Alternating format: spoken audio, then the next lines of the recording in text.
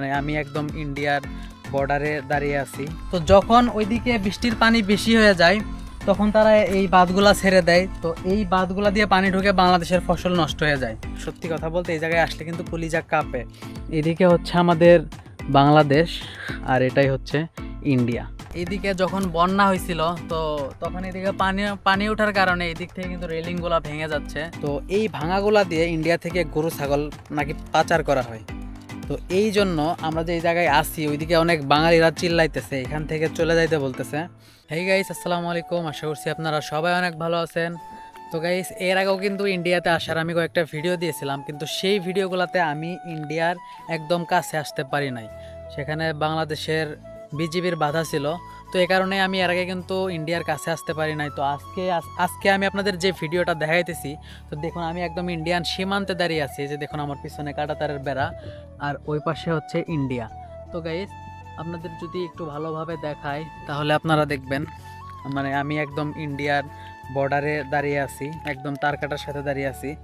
তো গাইস, এই দিকে যে আমি দাঁড়িয়ে আছি বা এই দিক দিয়ে হাঁটাহাঁটি করতেছি, ওইদিকে আপনারা দেখতে পারতেছেন ওইদিকে বাংলাদেশের মানুষ আছে যারা কিনা গাইস গরু ছাগল চড়াইতেছে, মানে গরু ছাগলের ঘাস খাওয়াইতেছে। তো তারা আমাকে এই জায়গায় দেখে চিল্লাইতেছে। এই জায়গায় মানে আসলে কলিজা কাঁপে। সত্যি কথা বলতে এই জায়গায় আসলে কিন্তু কলিজা কাঁপে। তার কারণ একটা দেশের সীমান্তে দাঁড়িয়ে থাকা বা একটা দেশের সীমান্তের কাছ দিয়ে হাঁটাহাঁটি করা, এটা অনেক রিস্কের ব্যাপার স্যাপার।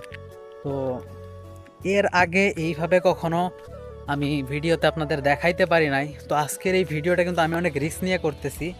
তো আপনারা সবাই এই ভিডিওতে একটা লাইক আর একটা কমেন্ট করে যাবেন।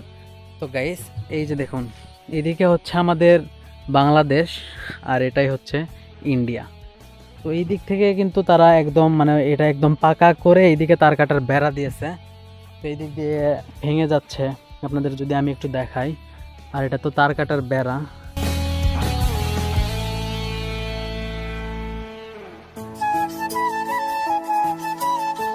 তো গাইস, কোথায় দাঁড়িয়ে আছি আপনারা তো দেখতেই পারতেছেন, একদম ইন্ডিয়ার কাছাকাছি।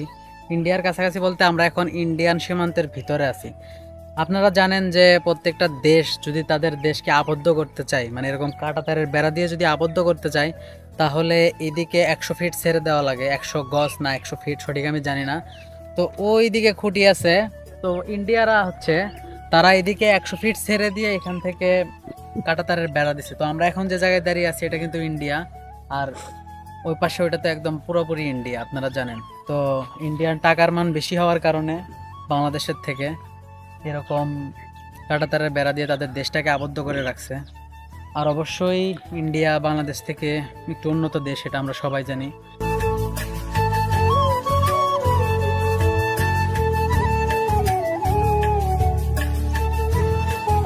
তো গাইস, এখন আমি আপনাদের একদম কাছ থেকে দেখাবো। এটা কিন্তু তাদের হাজার হাজার কোটি টাকার একটা প্রজেক্ট। তো এইদিকে দেখুন, এইদিকে যখন বন্যা হয়েছিল তো তখন এদিকে পানি ওঠার কারণে এদিক থেকে কিন্তু রেলিংগুলা ভেঙে যাচ্ছে। তো একটা সময় দেখা যাবে যে এরকম বন্যা যদি আরও চলে তাহলে এটা ইন্ডিয়ার জন্য একটা দুঃখের কারণ হয়ে দাঁড়াবে। তার কারণ এই দিক থেকে আমরা হাঁটছিলাম, পুরোটা রাস্তায় মানে পুরোটা রেলিং আমরা দেখছি যে এই দিক থেকে মাটি সরে গেছে। বন্যার পানি আসার কারণে এদিক থেকে রেলিংগুলা কিন্তু সরে গেছে। তো যার কারণে তার কাটার বেড়াগুলো হেলে পড়তেছে।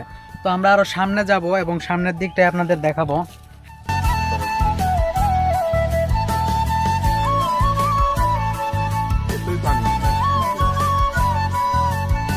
গাইস, এই জায়গায় আমরা ছোটখাটো একটা পুল দেখতে পারতেছি, ড্রাম বলা হয় যাকে আর কি।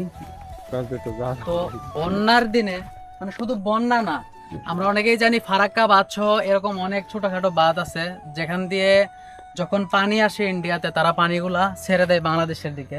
তো এটাই কিন্তু বাংলাদেশ। তো এইদিকে যদি আপনারা দেখেন তাহলে এটা হচ্ছে আমাদের বাংলাদেশ আর ওই পাশেরটা ইন্ডিয়া। তো যখন ওইদিকে বৃষ্টির পানি বেশি হয়ে যায় তখন তারা এই বাঁধগুলা ছেড়ে দেয়। তো এই বাঁধগুলা দিয়ে পানি ঢুকে বাংলাদেশের ফসল নষ্ট হয়ে যায়। তো এখন আমরা আরো সামনে যাব এবং সামনের দিকে আপনাদের দেখানোর চেষ্টা করব। তো গাইস, এখন একটু আমি ক্যামেরাটা কাঁটাতারের বেড়ার উপর দিয়ে আপনাদের একটু দেখানোর চেষ্টা করব।